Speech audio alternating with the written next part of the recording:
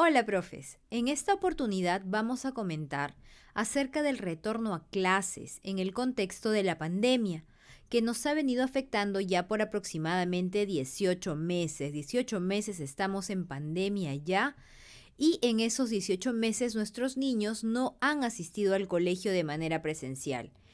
Han estado llevando clases en línea en su mayoría. Por lo menos en el país de Profe Digital, que es Perú, los alumnos de todos los niveles, primaria, secundaria, incluso inicial y universitario, han estado llevando todos sus cursos desde casa. Eso con varias desventajas, por supuesto, respecto a una educación presencial. Sin embargo, esto ha sido muy necesario, ya que la otra opción era pues arriesgar la vida, ya que como sabemos el COVID-19 ha matado a muchísimas personas alrededor del mundo. Los niños, los adolescentes y los jóvenes no han estado en el grupo de riesgo, sin embargo sí han sido vectores de contagio.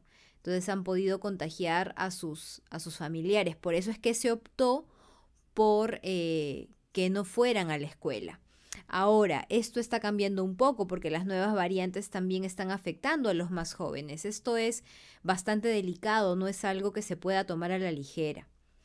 Bien, ahora, 18 meses después de todo esto, se pretende en el país el regreso a clases, como ya se viene haciendo en otros países de la región. Por ejemplo, México ya ha empezado con sus clases presenciales. Y bueno, el Perú está pensando, está aplicando proyectos piloto que van a empezar en septiembre, en los cuales algunos colegios privados y un poco menos de públicos van a empezar con clases presenciales también. Este intento de regresar a clases en el país se ha vuelto un tema muy polémico, ya que por un lado los niños y adolescentes de hecho necesitan el contacto físico tanto con sus compañeros como con sus maestros. Necesitan ese lugar fuera del hogar que les sirve para aprender, pero también para socializar.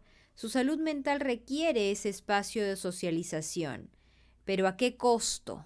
¿No? ¿A qué costo? Tenemos que analizar muy bien los beneficios que podría traer, pero también los riesgos que podría traer ese regreso a clases de una manera desordenada.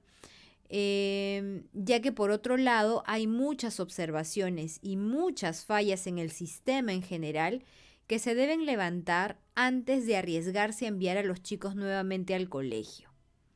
Hay muchos factores que mejorar, muchísimos, pero hoy vamos a tratar de uno de ellos, que es el transporte. Vamos a empezar con la llegada al colegio. ¿Qué riesgos implica el llegar de la casa al colegio en este contexto del COVID-19? Tengamos en cuenta que no todos los estudiantes estudian cerca a sus domicilios. La mayoría deben usar algún medio de transporte para llegar a su escuela. Esto no es lo ideal, pero es lo que sucede por lo menos aquí en el Perú. Los chicos son matriculados en colegios a veces que no están ni siquiera dentro de su propio distrito. Tienen que pasar las fronteras de su distrito o a veces cruzar 2 o 3 distritos para poder llegar a su colegio. Entonces hay 4 formas en que los estudiantes por lo general se transportan. La primera forma, digamos, y la más segura, hablando solamente de la llegada de su casa al colegio, es caminando. Cuando los colegios quedan cerca o dentro del distrito, si el distrito no es muy grande, pueden llegar caminando. Estos son la minoría, digamos, pues la mayoría vive un poco más lejos. Y esta es la forma, como les digo, más segura. Otra forma segura es que sus padres los lleven en sus vehículos, lo cual también se da en muy pocos casos porque los padres de la mayoría de los estudiantes de escuelas públicas no poseen un transporte privado, un vehículo privado en el que puedan llevarlos a ellos al colegio. Y en otros casos tampoco los padres de los chicos que están en colegios privados poseen vehículo, ¿no? No todos poseen vehículo, son los menos. Incluso a veces no tienen tiempo, si tienen el vehículo no tienen el tiempo de llevarlos. Pero estas, digamos que son las formas más seguras de que el chico llegue al colegio con el menor riesgo posible de contagiarse en el trayecto. La tercera forma que tienen los estudiantes de llegar al colegio es a través de la movilidad escolar, lo cual ya implica un riesgo un poco mayor, ya que para que haya un distanciamiento apropiado dentro del vehículo de la movilidad escolar, se tendría que reducir el número de niños en la movilidad. Tendrían que haber menos niños de los que usualmente hay, lo cual incrementaría los costos, haría que las movilidades cobren más caro. Y esto haría que algunos padres de familia no puedan costearlo y tengan pues que hacer que los niños vayan caminando o en transporte público. Otro punto en contra de las movilidades escolares es que una vez que ellos ingresan a la movilidad va a ser difícil controlar que no se quiten las mascarillas, que no se junten mucho, digamos, que no se acerquen mucho, que no estén jugando tan cerca. Y también que las ventanas permanezcan abiertas. Recordemos que en lugares pequeños, en lugares cerrados, en transporte público, es muy importante que las ventanas permanezcan abiertas para que el aire circule. En una movilidad escolar, los niños están sentados en la parte, digamos, de atrás, y se recomienda siempre que no estén abiertas las ventanas, porque los niños pueden sacar los brazos, de repente sacar la cabeza y eso podría implicar un accidente. Entonces, en las movilidades siempre van a estar cerradas las ventanas, lo cual también hace riesgoso el estar allí.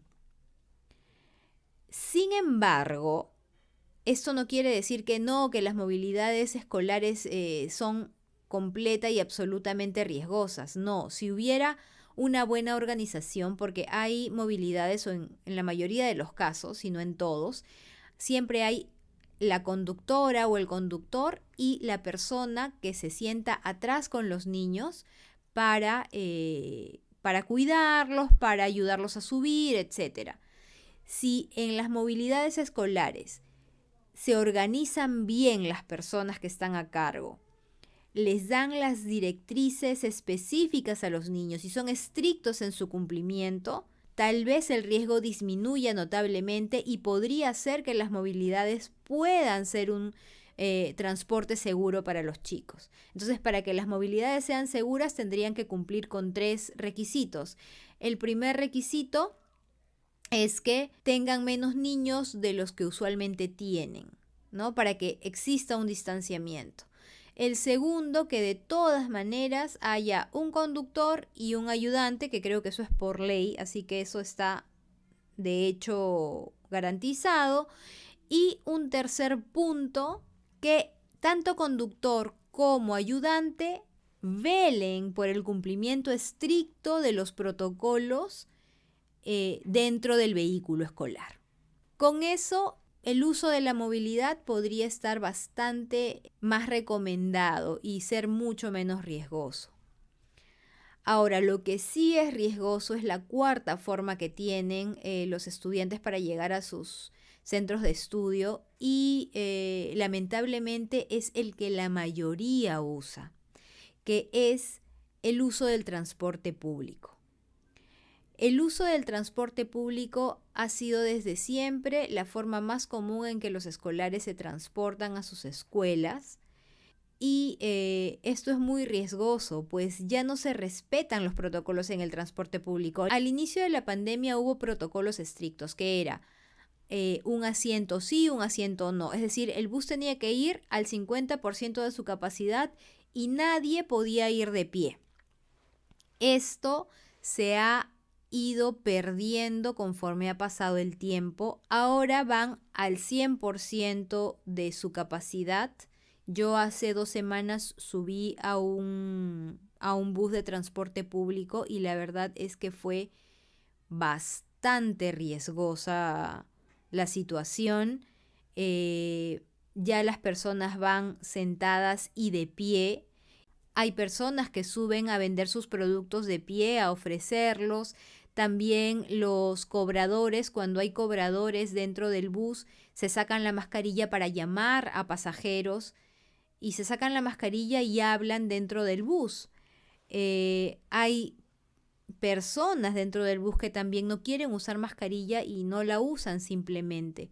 Y lo que sí me llamó mucho la atención y me molestó bastante fue que hay personas que cierran las ventanas. Yo cuando subo al bus y veo que las ventanas están cerradas, obviamente las abro porque el aire tiene que circular. Y no solo en pandemia. El Perú es un país que tiene todavía tasas de tuberculosis importantes. Y la tuberculosis, que también es bastante infecciosa, bastante contagiosa, se contagia mucho en el transporte público. Por lo tanto, siempre en todo transporte público tienen que estar las ventanas abiertas.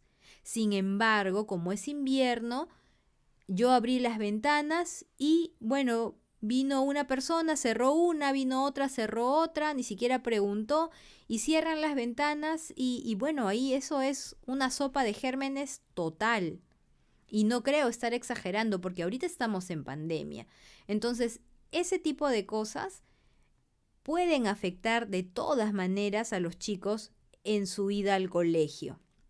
Ahora, no se trata con esto de decir, no, que imposible que vayan, nunca van a ir al colegio mientras exista el COVID. No, porque deberían haber formas, ¿no?, de poder superar esto, pero es necesario que se converse, es necesario que se diga, porque luego cuando pasen contagios por el uso de este tipo de transporte o hayan cosas que lamentar, vamos a preguntarnos por qué no lo pensamos antes.